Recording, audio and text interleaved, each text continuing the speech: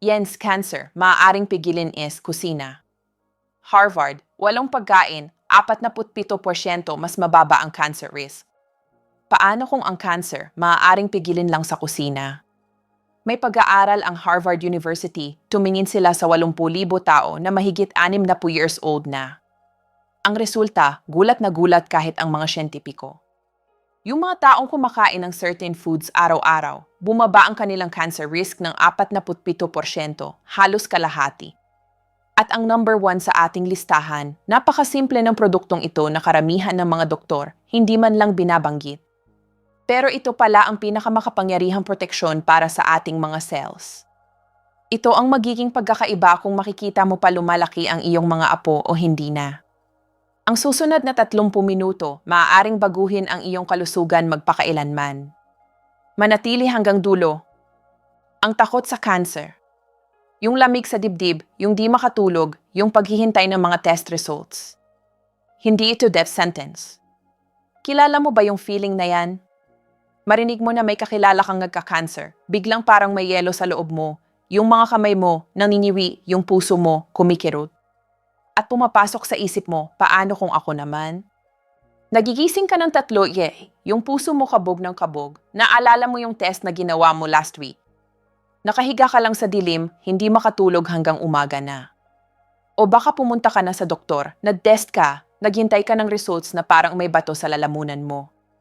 At sinabi ng doktor, for now okay naman lahat, pero bantayan ang pagkain. Tumango ka, pero hindi mo alam kung ano ibig sabihin nun. Ano ba dapat kainin exactly? Ano dapat iwasan? Walang nagpapaliwanag. Parang walang magawa, parang nakadepende lang sa swerte, sa genetics ang kalusugan mo. Pero hindi ganun. Hindi swerte yan, ito ay pagpili. At yung pagpiling yan, pwede mong gawin ngayon mismo. Ngayong araw, ipapakita ko sa inyo ang 8 pagkain na tinatawag ng mga oncologist na first line of defense. Hindi ito gamot, hindi ito mamahalin supplements, ordinaryong pagkain lang na pwede mong bilhin sa kahit anong tindahan. Ang number 8, parang sobrang simple, maraming nag-ignore at malaking pagkakamali yun. Ang number 4, magugulat kayo. Gumagana pa ito kahit 75 years old ka na. At ang number 1, iniwan ko sa dulo dahil may dahilan. Ito ang pinaka-underestimated na produkto at ito ang game changer. Panoorin hanggang dulo. Doon ko ilalagay ang bonus na magpapalakas ng effect ng 8 pagkain na ito. Importante. Kung may chronic illness ka o umiinom ka ng gamot, konsultahin palagi ang iyong doktor. Bago tayo magsimula, importante itong warning. Kung may chronic illness ka, may problema sa tiyan, umiinom ka ng gamot, konsultahin ang doktor mo. Hindi pinapalitan ng video na ito ang consultation sa specialist. Ito ay information para pag-isipan, hindi medical prescription. Isulat sa comments kung ilang taon ka na at saan ka nanonood. Interesado akong malaman ang ating audience. Binabasa ko lahat ng inyong comments. At ngayon, magsimula na tayo sa number 8. Number 8. Mongo. Red beans. Yung fiber na naglilinis ng bituka. Cancer ng colon, bumaba ng 29%. Parang masyadong common lang. Karamihan ng tao, dinadaanan lang ito sa supermarket at malaking pagkakamali yun. May pag-aaral ang University of Toronto, tumingin sila sa 12,000 tao. Yung mga kumakain ng beans 3 times a week, bumaba ang kanilang colon cancer risk ng 29%. Bakit gumagana? Isipin natin na yung bituka mo parang isang mahabang pasilyo. Araw-araw, dumadaan dyan libo-libong substances. Yung iba helpful, yung iba toxic. Ang mongo parang cleaning crew. Yung fiber, nahuhuli ang mga toxins, inilalabas, hindi pinapayagang manatili dyan at sirain ang dingding ng bituka. Paano isama sa diet? Kumuha ng half cup ng lutong mongo, idagdag sa lunch o dinner mo. Pwedeng sa soup, sa gulay, o simpleng may kaunting olive oil. Magsimula ng 2 times a week, tapos dagdagan gradually to 3 or 4. Walang nagmamadali, kailangan masanay yung bituka mo. Importante, kung nakakaramdam ka ng bloated o discomfort, bawasan ang portion. Ibabad ang mongo overnight bago lutuin para mabawasan ang gas. Dapat makaramdam ka ng lightness pagkatapos kumain, hindi heaviness. Si Mang Manolo from Cebu, 68 years old, nagsulat sa akin, Dosi, buong buhay ko akala ko ang munggo, pagkain lang ng mahihirap. Ngayon naintindihan ko, ito pala pagkain ng wise. Yung digestion ko, parang orasan, eksaktong gumagana. Alam na natin ang first product, pero ang susunod, ang number 7, gumagana sa mas malalim na level. Hindi lang bituka ang pinoprotektahan, kundi bawat cell ng katawan mo. Number 7. Broccoli. Sulforaphane, pinipilit ang cancer cells na self-destruct. Alam ko. Marami ngayon nag-frown. Broccoli. Yung green na walang lasa. Pero sandali, ang mga scientists from Johns Hopkins University may nakitang kahanga-hanga. Ang broccoli may substance na tinatawag na sulforaphane. Yung compound na ito, nagpapadala ng signal sa cancer cells na mag-self-destruct. Literal, nakakatanggap sila ng order. Ikaw ay hindi healthy cell, mamatay ka. At namamatay sila. Bakit importante ito lalo na pagkatapos ng 60? Habang tumatanda, nag-ipon ang katawan ng damaged cells. Parang lumang sasakyan sa kalsada na nakaharang, nagiging sanhi ng aksidente. Ang sulforaphane, parang towing service, hinahanap yung mga lumang sasakyan, tinatanggal sa daan. Paano lutuin ng tama? Ito ay vital. Huwag sobrang tagal lutuin ang broccoli. Yung sobrang init, sinisira ang sulforaphane. Ang best method, steam for 5 to 7 minutes o kaya stir-fry with olive oil for 3 minutes. Ang broccoli, dapat crunchy pa. May secret, hiwa ng broccoli, hayaan ng 0 minutes bago lutuin. Sa panahong yun, nag-activate at mas maraming sulforaphane ang nabubuo. Ang ideal portion, 100 to 150 grams, 3 or 4 times a week. Importante, kung may problema sa thyroid, konsultahin ang doktor mo. Ang broccoli, may substances na pwedeng makaapekto sa functioning ng thyroid. Mararamdaman mo na parang mas malinis ang katawan mo. Marami nakakapansin na gumanda ang balat after 2 or 3 weeks. Si Lola Zinaida from Davao, 71 years old, nagsulat, buong buhay ko, galit ako sa broccoli. Pero nang marinig ko yung tungkol sa sulforaphane, sinubukan ko. Ngayon kumakain ako 3 times a week. At alam nyo ba, mas bihira na akong magkasakit ng sipon. Coincidence? Hindi ako naniniwala. Ito ay fundamental step. Meron ka ng 2 products sa arsenal mo. Pero ito ang interesting. Ang susunod na product, ang number 6, pinapalakas ang effect ng munggo at broccoli. Parang catalyst para sa buong defense system mo. Number 6. Bawang. Allicin. Cancer ng tiyan, 50% bumaba. Pinapatay ang inflammation parang tubig sa apoy. Ang number 6 ay bawang. Marami nag-iisip na ang bawang, pampasarap lang upang amoy, pero sobrang laking mali yun. Ang National Cancer Institute ng United States gumawa ng large-scale study at yung result, nagulat lahat.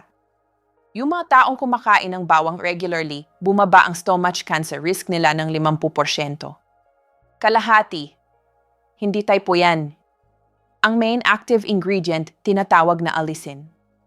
Nabubuo ito kapag dinurog mo o hinihiwa ang bawang. Ang allicin, natural antibiotic na pumapatay ng bakterya na nagiging sanhi ng inflammation. At yung chronic inflammation, yan ang breeding ground ng cancer.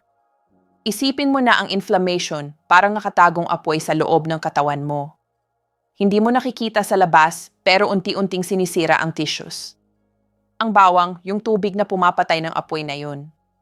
Paano gamitin ng tama?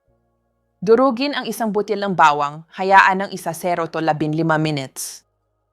Ito ay vital. Sa panahong yun, nabubuo ang maximum allicin. Tapos idagdag sa pagkain na hindi kumukulo, kundi maligamgam o kaya sa plato na served na. 1 o 2 butil araw-araw, sapat na. Pwede mong kainin with olive oil, sa salad o sa slice ng tinapay. Importante, kung may problema sa tiyan, magsimula sa half butil. Huwag kumain ng bawang on empty stomach. Kung umiinom ka ng blood-thinning medicine, konsultahin ang doktor mo. Normal lang makaramdam ng kaunting init sa tiyan, ibig sabihin gumagana ang bawang. Tandaan, hindi pinapalitan nito ang gamot, dagdag lang ito para sa healthy lifestyle. Si Mang Vladimir from Quezon City, 65 years old, nagsalaysay, nagsimula akong kumain ng bawang daily 3 months ago. Una, nagreklamo ang asawa ko sa amoy, pero eventually siya din nag-start kumain. Pareho naming napansin na mas bihira kami magkasakit at mas marami kaming energy. Bravo, 3 na ang products, pero ang susunod, gumagawa ng something na walang ibang kayang gawin. Pinoprotektahan ang utak at blood vessels sabay-sabay. At ang healthy vessels, yan ang foundation ng longevity. Number 5. Bayabas. Guava. Ang kwento ni Lola Gloria. Polyp sa bituka, bumaba ang size in 1 year, walang operation. Ang prutang ito na parang ubod ng simple, may mas maraming antioxidants kaysa halos lahat ng imported fruits. Ang Karolinska Institute ng Sweden gumawa ng study sa mga participants na mahigit 60 years old, kumain sila ng high antioxidant fruits 3 times a week. After 3 months, sinukat ng mga scientists ang oxidative stress markers. Ang result, bumaba ng 38%. Bakit importante ito? Ang oxidative stress, isa sa main mechanisms ng aging at ng pag-develop ng cancer. Isipin mo na ang cells mo parang mansanas. Kapag iniwan sa hangin ang mansanas, dumidilim. Yan ay oxidation. Ganon din nangyayari sa cells mo araw-araw. Nag-oxidize na sa sira, tumatanda. Ang antioxidants ng bayabas, parang protective film na tumatakip sa mansanas, binabagalan ang oxidation. Pero may iba pa. Ang bayabas, sobrang taas ng vitamin A content, mas mataas pa sa dalandan. Pinipabuti ang immune system at pinoprotektahan ang cells from damage. Pagkatapos ng 60, ito ay especially valuable. Marami nakakapansin ng improvement sa energy levels, mas clear ang thoughts, less fatigue. Paano kainin? Isang medium-sized na bayabas daily ideal. Hinog na o kaya hilaw with bagoong pareho okay.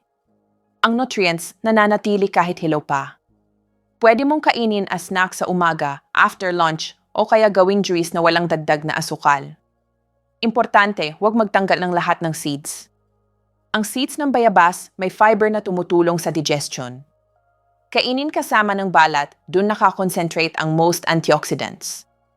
Dapat makaramdam ka ng mas mataas na energy, lalo na sa hapon. Marami nakakapansin after 1 or 2 weeks. Si Lola Ludmila from Pampanga, 73 years old, nagsulat, nagsimula akong kumain ng bayabas araw-araw. After 1 month, napansin kong hindi na ako madalas magkaubo at sipon. Dati buwan-buwan may sakit ako, ngayon ang taas na ng resistance ko.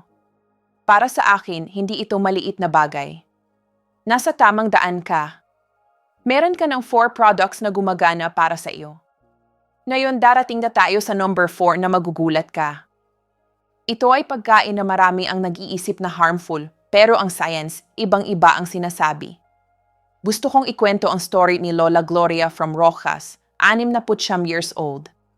3 years ago, nakita ng mga doktor na may precancerous state siya, polyps sa bituka. Maraming polyps. Sinabi ng doktor, kailangan ng operation tapos strict diet for life. Natatakot si Lola Gloria. Buong buhay niya, mahilig siya sa inihaw, sa cakes, sa tarts, sa mga parties. Pero nadesisyon siyang lumaban. Hindi lang diet, change of lifestyle. In-eliminate niya ang processed meat, dinagdag ang munggo, broccoli, bawang at bayabas. Araw-araw, walang exception. 1 year later, sa follow-up exam, hindi makapaniwala ang doktor sa nakita niya. Ang number ng polyps, naging kalahati na at yung natira, bumaba ang size. Ngayon sinasabi ni Lola Gloria, hindi lang pagkain ang binago ko ang relationship ko sa katawan ko. Dati inabuso ko, ngayon inaalagaan ko. Kung si Lola Gloria na kaya mo rin. Number 4. Red fish. Omega negatibo 3.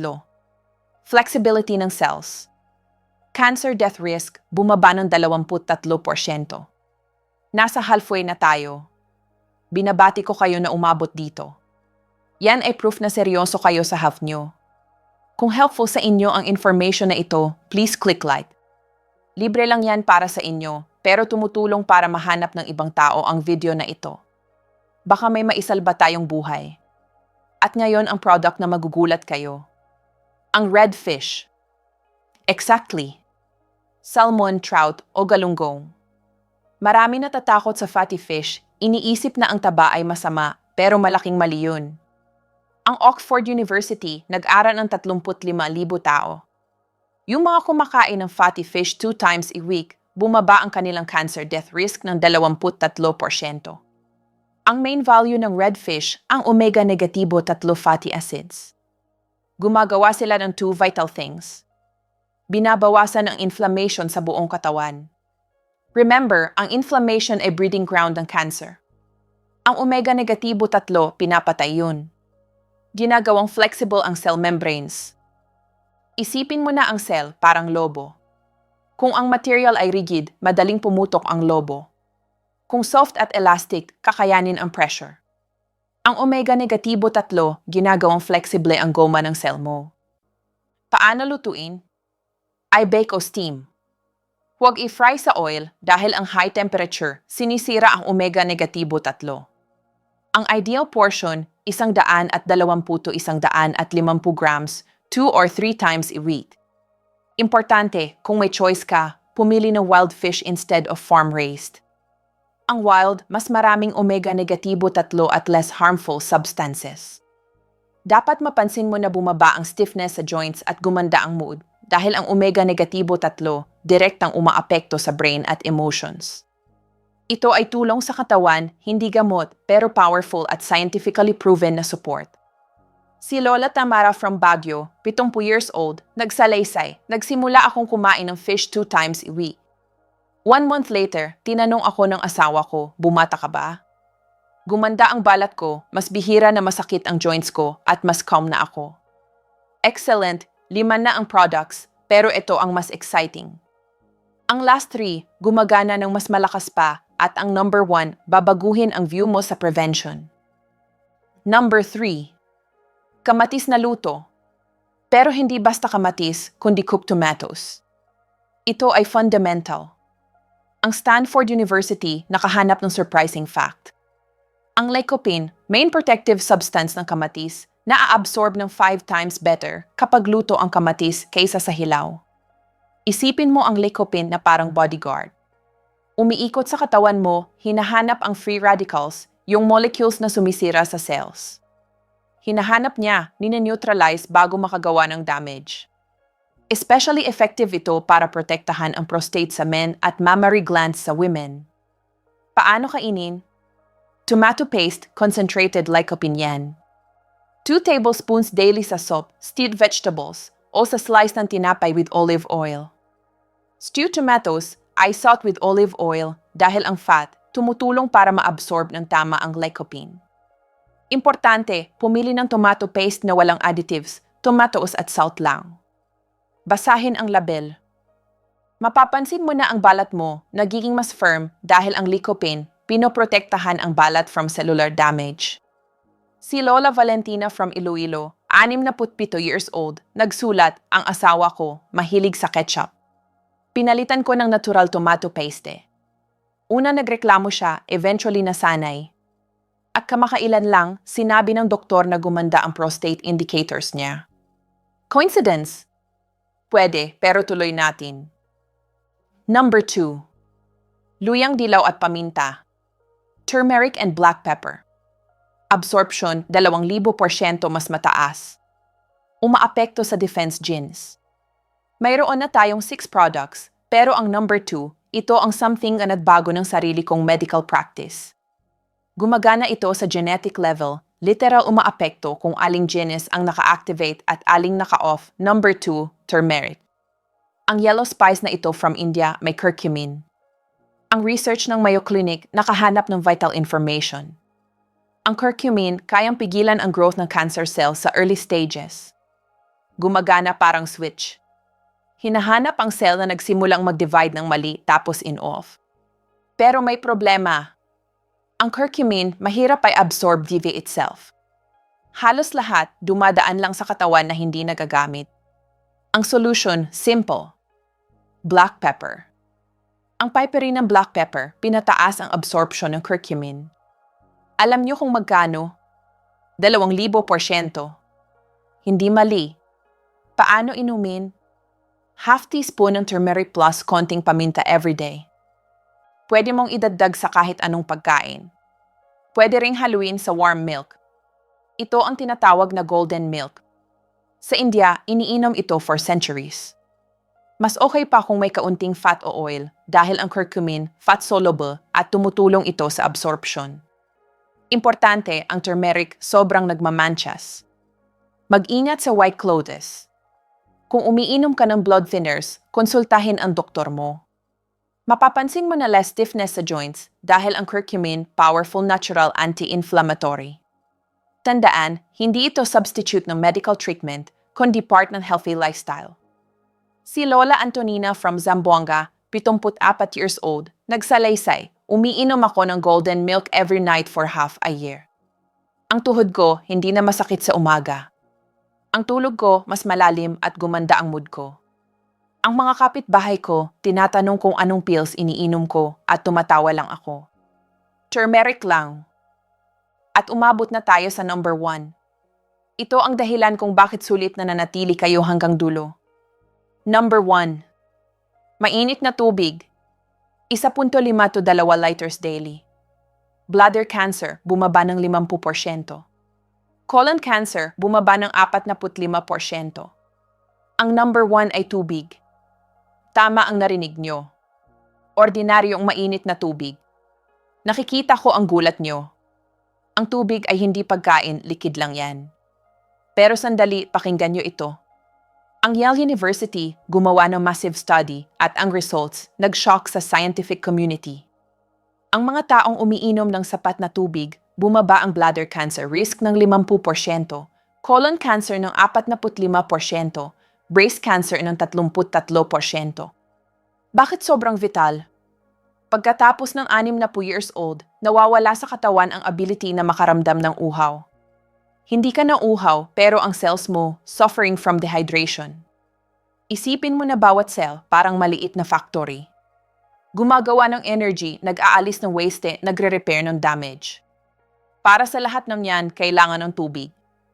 Kapag wala, hindi gumagana ng ayos ang factory, nag-a-accumulate ang waste, nagsisimulang mag-malfunction ang cell. Ang tubig ang transportation. Dinadala ang nutrients sa cells, inilalabas ang toxins, tinutulungan ang immune cells na kumilos sa katawan para makita ang threats.